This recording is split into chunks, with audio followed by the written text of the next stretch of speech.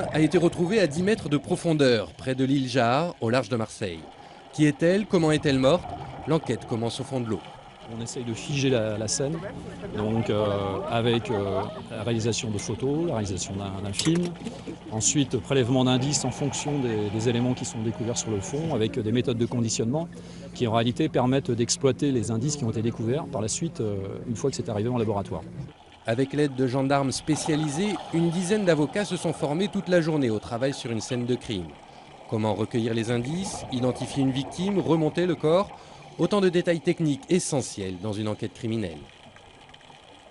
Si vous sortez le corps de l'eau, la variation de pression détériore le corps.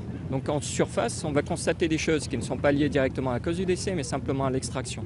Puis la deuxième chose, quelquefois il y a des positions qui sont sous l'eau et qui vont être malheureusement plus les mêmes en surface, du matériel qui va être enlevé, du matériel qui ne va pas être retrouvé autour du corps.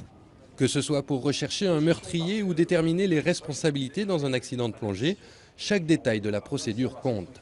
La formation permet aux avocats de mieux connaître ce genre de dossier et d'éviter les erreurs judiciaires.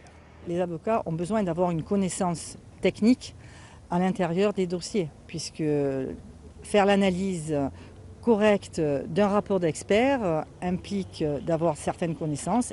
On compte dans la région environ une cinquantaine de corps retrouvés au fond de l'eau chaque année. Que ce soit en mer, en rivière ou même dans une piscine, c'est à chaque fois la même procédure qui est employée pour rechercher les causes de la